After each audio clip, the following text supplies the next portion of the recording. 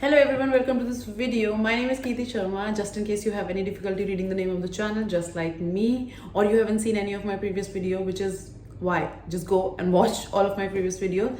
So I'm going to be talking about how I cured my hormonal cystic acne. I had those really big, painful cystic acnes all around my jawlines for I think almost 4-5 years now. As far as I remember, I had those acne for most part of like these previous 5 years and even more.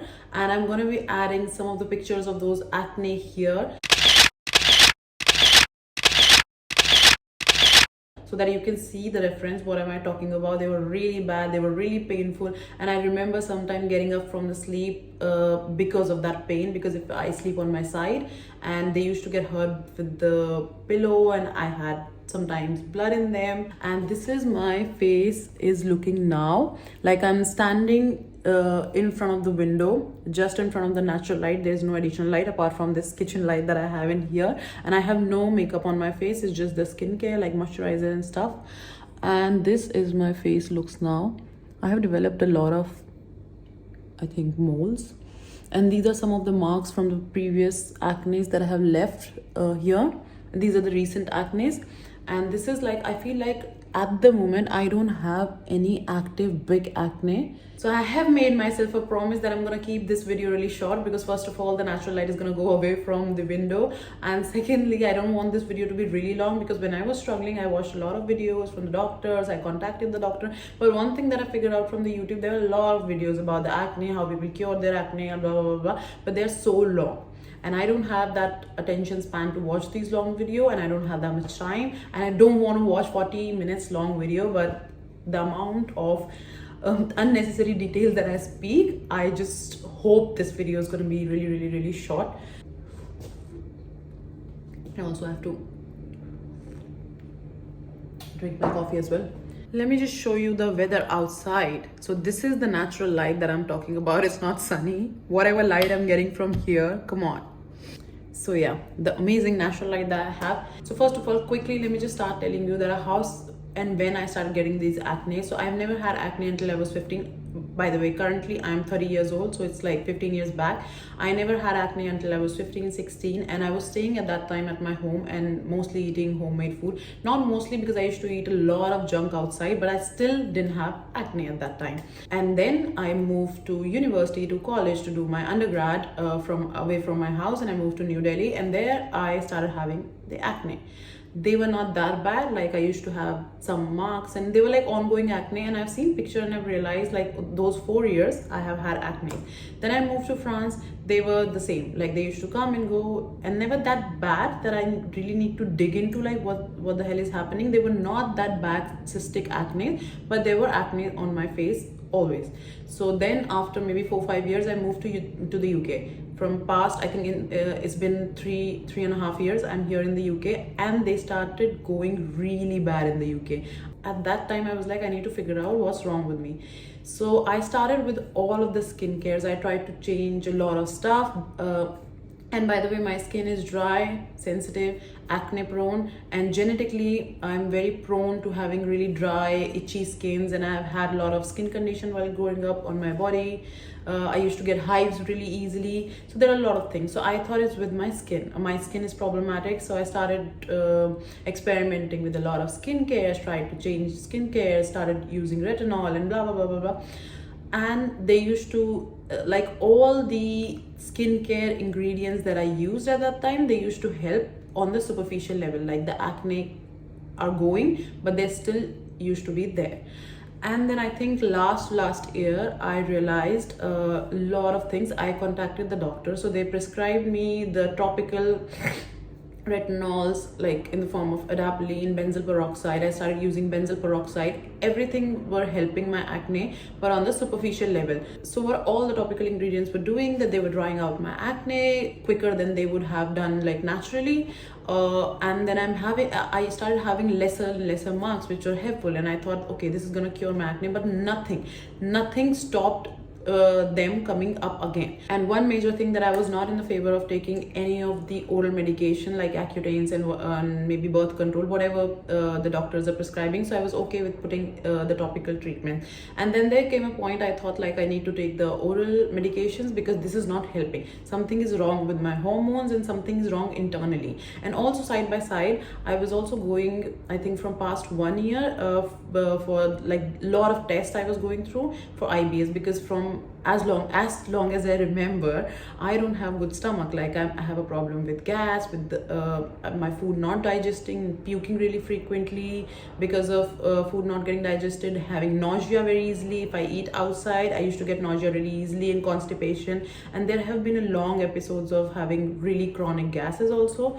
So I was going through with the doctor with that. I came to that point this year that I'm gonna cure this, whatever is in my stomach. And with the doctors, I got to know that I don't have IBS, I don't have celiac disease, I don't have gluten intolerance, I don't have dairy allergy, I don't have lactose intolerance, I didn't have anything.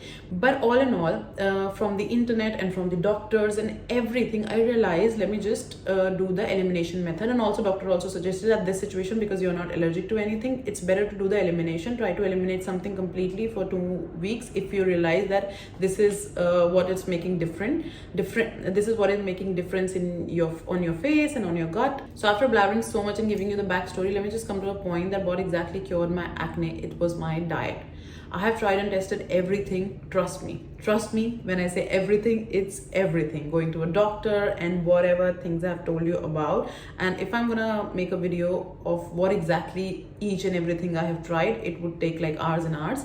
But I've tried everything. Then I have just come to a point of diet, because that's the one thing that was making difference. And the first thing that I've realized is dairy. When I consume less dairy, I have that much of nausea. Like in terms of my stomach, I used to feel better.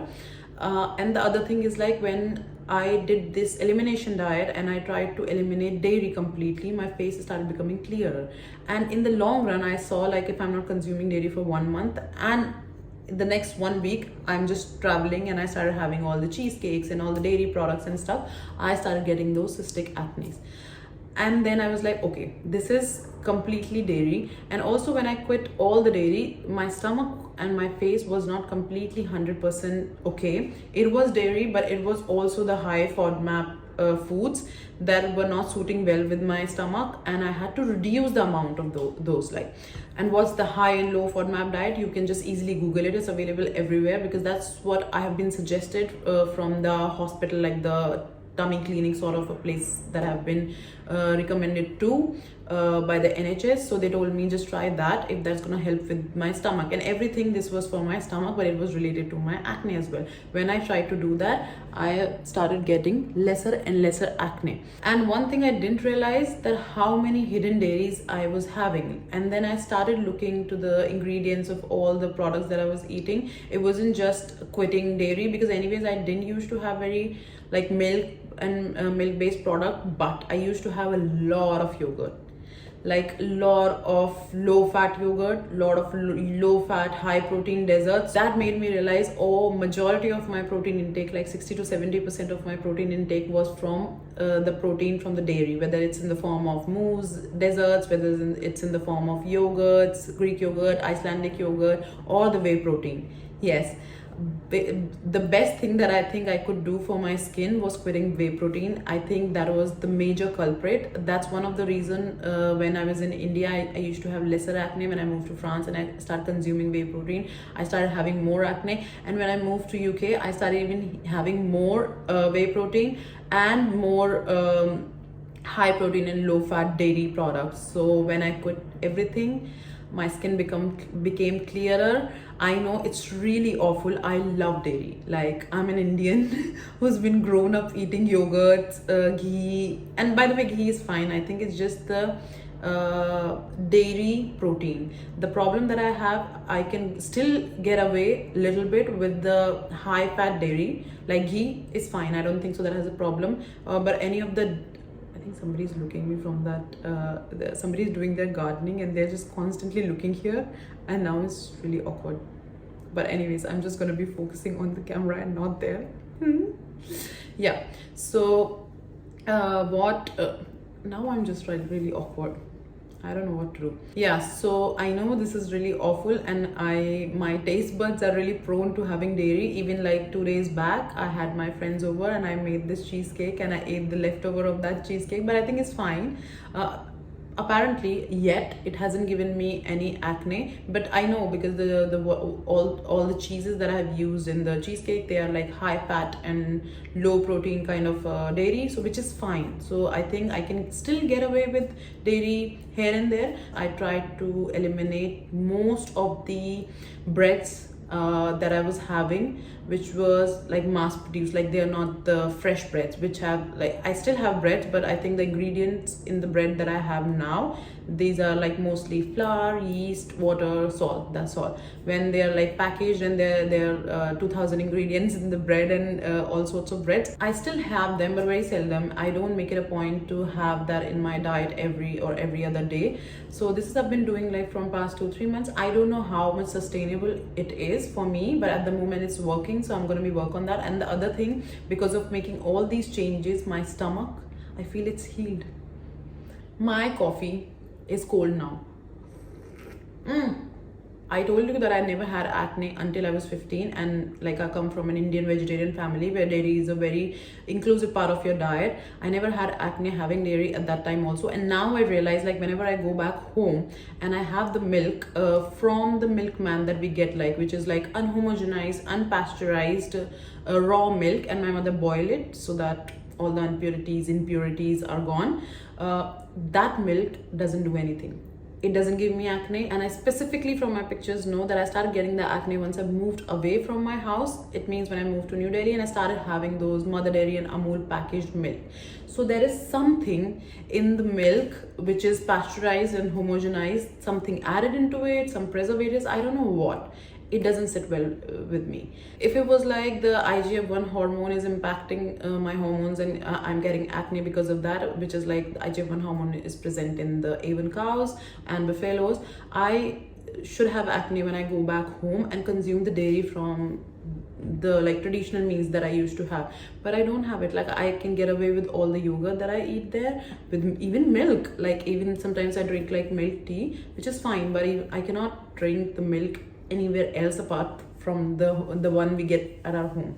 So I'm still like confused that is it the hormones from the dairy, or is it the hormones from the pasteurized or homogenized milk, which I'm still not sure. But I think reducing and quitting dairy did help. And every time I experiment, whenever I go home, I try to specifically consume dairy from like my home, just to prove that a point that it's something with the pasteurization and homogenization. And I don't know any means here in the UK to get the raw milk, if I can get, but anyways, like I'm doing fine without having milk or milk products, which is okay. It's just really painful, and specifically for the vegetarians, if you're a vegetarian, to get your protein, adequate amount of protein without having dairy in your diet, it's actually a pain, because with the legumes and lentils and all kind of stuff, you can get enough, and then all the day you cannot just consume legumes and lentils and these kind of stuff. Like it's just going to be annoying. And also legumes and lentils are high FODMAP, so if I'm going to be eating that without the proper combination of the spices, my stomach will be fucked up.